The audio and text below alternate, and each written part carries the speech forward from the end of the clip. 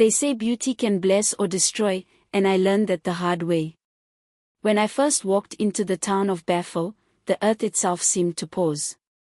The market women stopped pounding yam, the men froze mid-conversation, and even the wind forgot to blow. Their eyes followed me, their whispers rippled like a drumbeat through the air. No one asked my name, they didn't have to. My presence was enough to make them forget who they were for a moment. My name is Kami, though in Bafo, they called me the woman with the singing waist beads. I had no mother, no father, no story that anyone could trace. I came from the red road that wound through the forest, my feet dusted with earth, my heart heavy with something darker than loneliness. I owned nothing but a small cloth bag, a faint smile, and those beads, the ones that sang when I walked. The beads, they were more than ornaments. They were alive. Sometimes, at night, when the moon glowed pale and the frogs croaked in the distance, I could feel them hum softly against my skin, as if whispering secrets from another world. I didn't understand them then. I only knew they made people see me differently, too differently.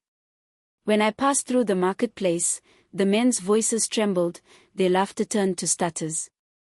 Some dropped their baskets, others forgot their wives' names. I could feel their hunger pressing against me like a fever. And I fed it. Not because I wanted to, but because I couldn't stop it. The beats pulled me into their rhythm, a rhythm of desire, of power, of something that tasted sweet but left ashes on my tongue. Tolly was the first.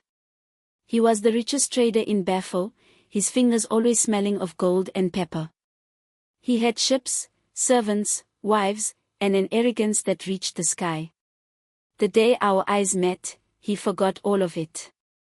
His gaze clung to me like vines on a tree, his breath quickened, and I knew he was caught. I should have walked away. I should have turned back into the forest and never returned. But the beats pulsed, and my feet refused to obey. That night, he came to me with gifts, silks, perfumes, gold coins that clinked like laughter. I refused them all. He returned the next night, and the next, his voice growing more desperate. I could smell the madness in his breath, see the trembling in his hands. When I finally agreed to go with him, the moon hid behind clouds as if ashamed.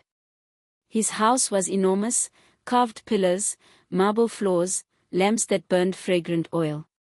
He led me to his chamber, his eyes shining with a mix of fear and lust. As he reached for me, his fingers brushed my waist. The beads shimmered beneath his touch, humming like a living thing. "Take them off," he whispered. I smiled. "No," I said softly. "They make me sweeter." His breath caught. His reason drowned. And I let the beads do the rest. That night, his house filled with whispers no one else could hear. The wind curled in through the open windows, heavy with something unseen. And when morning came, everything he owned burned. They said lightning struck his warehouse, that the gods were angry. But I knew better. I felt it the moment it happened, the beads tightening, vibrating against my skin as the flames rose into the sky. By evening, his fortune was ash. His wives fled, his servants scattered. The proudest man in Bafo sat in the dust, his eyes hollow, his lips cracked. He looked at me once across the marketplace, and I swear, for a moment, he saw what hid behind my smile. He saw the thing inside me that even I feared. That night, I lay awake, listening to the beads hum in the dark. "What are you?" I whispered to them. They answered with silence, and then a faint, low laugh that only I could hear. But Bafo was full of men who didn't learn from others' suffering. The story of Tolly's ruin only made them want me more. The poorer ones dreamed of touching me, the richer ones dreamed of owning me. They all thought they would be the one to tame me. And then, the king saw me. That was the day everything changed. He sat on his golden throne, surrounded by dancers and music. When I walked in, the drummers missed their beat. The air turned thick, like honey left in the sun. His gaze pinned me where I stood. "Who is that?" he asked. The servant bowed. "A stranger, my king. She calls herself Kami. She has no kin, no past." The king's eyes darkened. "Then she will belong to me." A chill crawled down my spine, but the beats pulsed faster, urging, calling, feeding. That night, the messengers came to my door with baskets of gold, fabrics, and jewels. I sent them away. And the next night, when the king himself appeared before me, his crown glinting in the firelight, I knew that fate had come for me again. He said, "Come to my palace." And I, with a smile that wasn't truly mine, whispered, "Only if you ask me with your heart, not your power." He did. The king of Bafo, a man before whom nations bowed, bent his will for me. When I stepped into the palace that night, the drums began to beat again, but this time, they were not playing for celebration. They were warning me. And yet, I went. The beads were singing louder than ever. When I entered the palace, I felt as though the air itself was holding its breath. Every wall gleamed with gold, every torch flickered like a jealous eye watching me. The king led me through the grand halls with pride in his step, but beneath that pride, I saw something else: hunger. Not the hunger of a man for food or power, but the hunger of a soul that doesn't yet understand what it's craving. I followed him silently, my beads whispering with each step. They were happy here. I could feel it. The hum against my skin grew stronger, deeper, darker. That night, when the moon hung heavy above the palace, he came to me. The mighty king of Bafo, ruler of men, owner of lands, breaker of enemies, knelt at the edge of my bed like a beggar before a shrine. His hands trembled as they reached toward me. "Take it off," he said again, his voice low, his breath uneven. "The beads, take them off." My lips curved into a soft smile. "No," I whispered. "They make everything sweeter. The sound, the touch. It makes you forget the world." He didn't resist. He didn't think. No man ever did. The beads began to sing. The soft sound filled the room like a lullaby made of smoke. The king's eyes fluttered shut, his heartbeat sinking with the rhythm of the tiny clinking beads. I felt it, the pulse of something ancient, flowing through both of us. It wasn't passion. It wasn't love. It was hunger feeding hunger.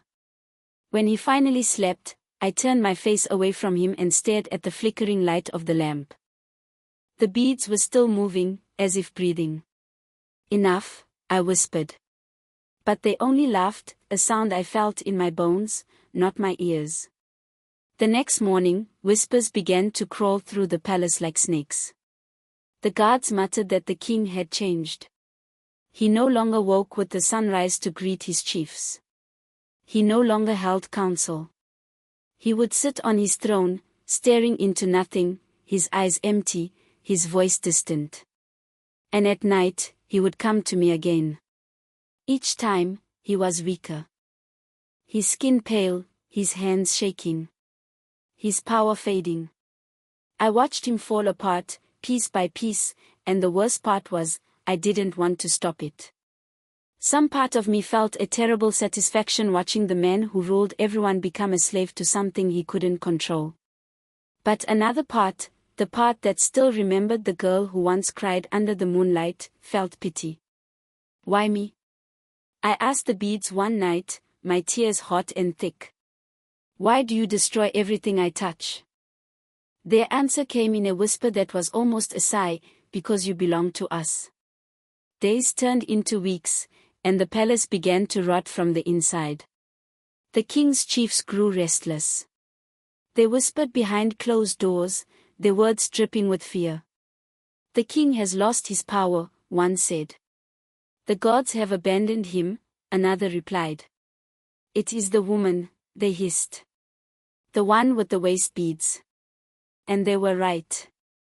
The king's wives avoided me, bowing their heads when I passed. The servants refused to meet my gaze. Even the drummers who once played proudly during the feasts would lower their eyes when they saw me. The music in the palace had died, replaced by silence, and the soft, sinister jingling of the beads around my waist. One night, the king woke suddenly, drenched in sweat. He turned to me, his face pale, his voice trembling. "What are you?" he asked. For a moment, I didn't answer. I couldn't. I wanted to say I was just a woman, a lonely wanderer cursed by beauty, by the beads, by fate. But the truth was harder. "I don't know," I whispered. "I only know that wherever I go, men fall and fire follows." He looked at me then, not with desire, but with terror. That night, I dreamt of the forest. The place I came from. The red earth beneath my feet, the old woman with eyes like smoke handing me the beads. I remembered her words, echoing through time. "Power comes with a price, child. When men kneel before you, remember, it is not love that binds them, but the curse you carry." When I woke, the king was gone. His chamber doors stood wide open, the guards in chaos. By midday, the news spread like wildfire, the king of Bafo had vanished. No one knew how. Some said he had gone mad and wandered into the forest. Others swore they saw him kneeling by the river, calling out my name before he disappeared beneath the water. The palace fell into confusion. Chiefs fought for the throne. The drums beat again, not for celebration, but for mourning. And I sat alone in the golden chamber, staring at my reflection in a polished bronze mirror. The woman staring back at me didn't look human anymore. Her eyes glowed faintly. Her smile was hollow. The beads were still singing. That night, I tried to break them. I took a sharp blade and sliced at the string, but my hands froze before the metal could touch it. My body stiffened, and a voice, deep, cruel, familiar, whispered from within me. "You can't destroy what you are." I fell to the floor, shaking, the beads cold against my skin. I wanted to scream, but no sound came out. The fire in the room flickered, and for a moment, I saw a figure in the shadows, the outline of a man, tall and silent. His face hidden, his voice echoing softly. "You think you control it," he said. "You are the curse itself." When the light steadied, he was gone. And I realized, for the first time, that maybe he was right. Maybe I wasn't just wearing the beads. Maybe I was the beads. I didn't sleep for days after the king vanished. Every creak of the palace floor, every whisper of wind through the curtains made my heart race. The once bustling palace had turned into a grave. No laughter. No footsteps. Only silence, and the faint chiming of the beads around my waist. I began to hear things. At first, I thought it was my imagination, the echo of the king's voice calling my name from somewhere far away. But as the nights grew darker, the whispers became clearer, stronger, closer. "Kami," they said. "You took what wasn't yours." I jolted awake, gasping, my skin cold with sweat. The beads would hum faintly, as if mocking my fear. When I looked in the mirror, my reflection seemed different. My eyes glowed faintly, gold shimmering beneath the brown. My skin looked too perfect, too smooth, as though it wasn't mine anymore. The palace guards had long stopped guarding me. The chiefs, once proud, once loyal, were now divided. Some blamed me for the king's disappearance, others wanted to use me. A few of them came secretly at night, bringing gifts, offering power, offering protection, offering themselves. And each time they came, I warned them. "Don't touch me. Don't touch the beads." But men never listen. The first was Chief Ero, a tall man with a deep voice and the arrogance of a lion. He came with gold, bowing low before me, pretending to be humble. "Let me protect you," he said, his tone heavy with greed. "You have no one now. But with me, you could rule this kingdom." I smiled softly. "And what would you ask in return, Chief Arrow?" His eyes flickered toward my waist. "Only one thing," he whispered. I sighed. "They always ask for the same thing." That night, when his hand brushed against my beads, he gasped. The air turned thick. The candles flickered and went out. His body stiffened, his mouth open in shock. And before my eyes, his skin began to darken, not like a shadow, but like wood burning from within. The smell of smoke filled the room. He tried to scream, but no sound came out. In seconds, he was gone. Only ash remained on the marble floor. The beads grew warm against my skin, almost pulsing with satisfaction. "No," I cried. "I didn't want this." But they only hummed, soft and cruel. By morning, the entire palace knew. They called me a witch, a demon in a woman's skin. Servants fled, chiefs whispered prayers, mothers pulled their children close when I passed. And I stopped trying to explain. How do you tell people you're cursed when you can't even remember who cursed you? That night, I decided to leave Bafo. I couldn't stay. Every step I took brought ruin. Every smile I gave ended in ashes. I packed nothing, just a single cloth to cover myself, and walked out into the moonlight. The guards didn't stop me. The gates opened as if they, too, were glad to see me go. The forest welcomed me with open arms. The air was cool, the smell of damp earth calming.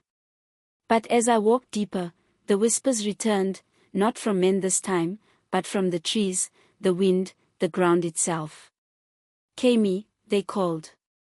"Child of the old curse. You cannot run." I stopped by a river that shimmered silver under the moonlight. My reflection wavered on the water. I looked older somehow, wiser, and sadder.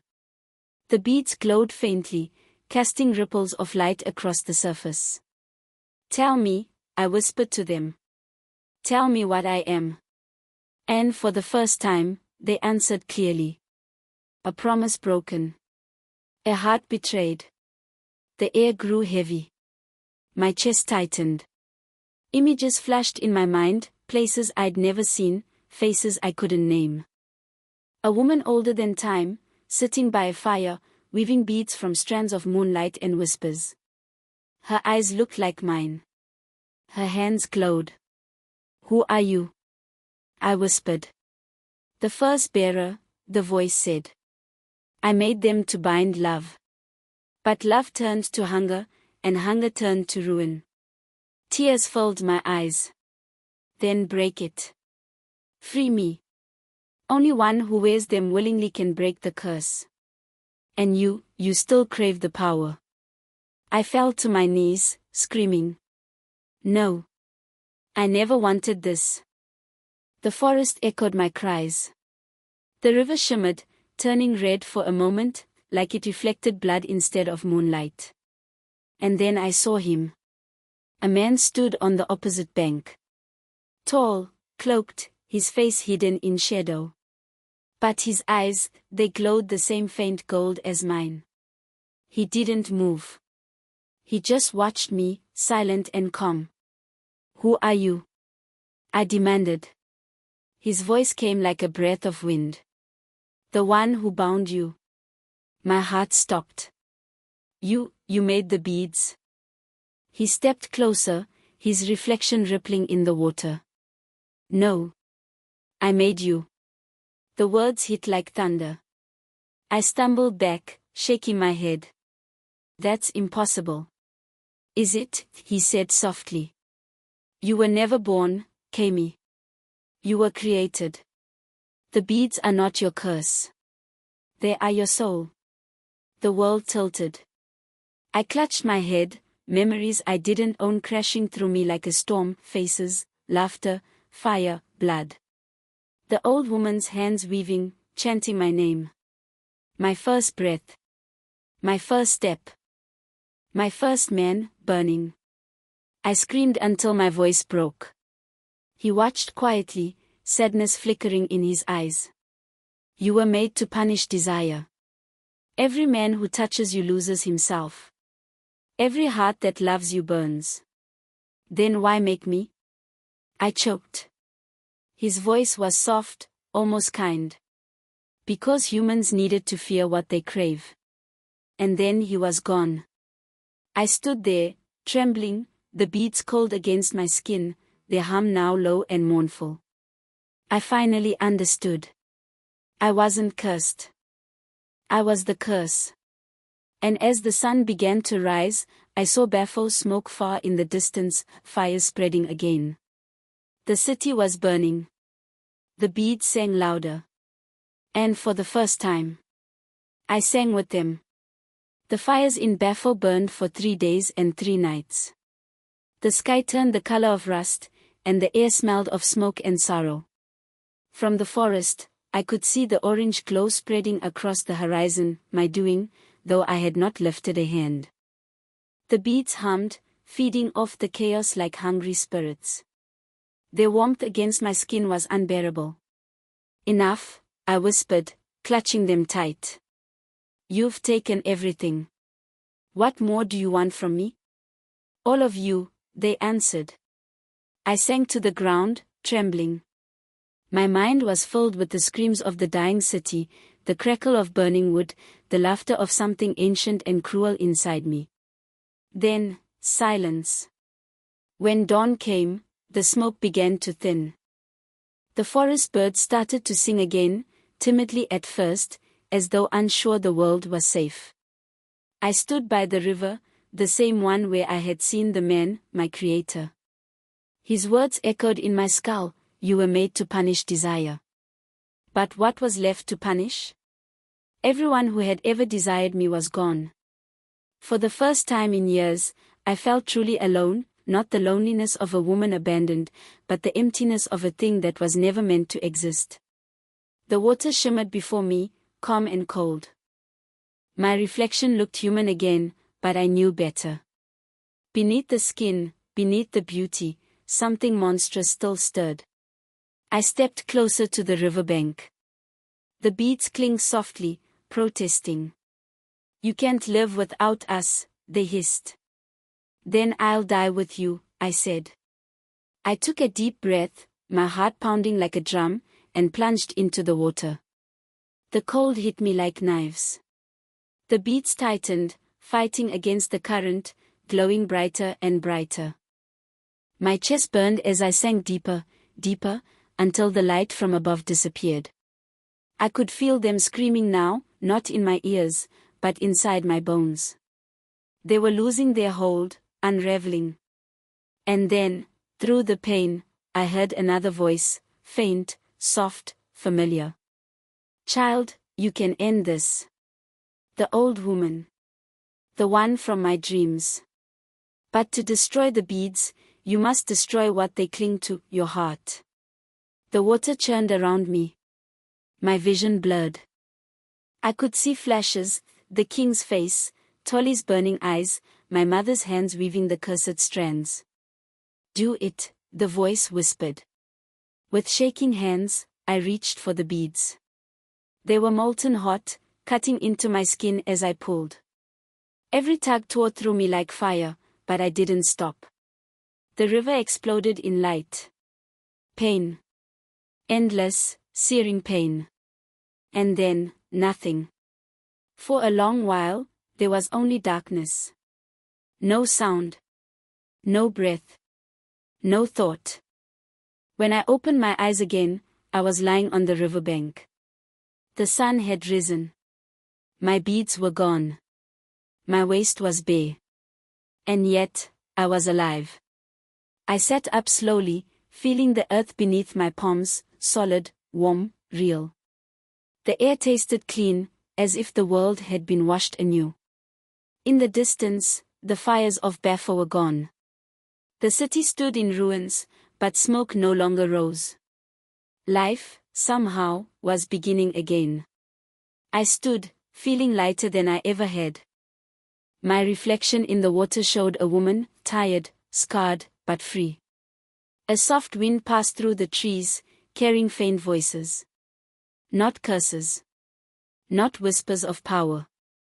Just peace. And then I saw it, a single bead lying by the water, glinting faintly in the sunlight. I picked it up. It was cold now, lifeless. I closed my hand around it and smiled sadly. Let them remember, I whispered. Let them remember the woman who was both beauty and curse.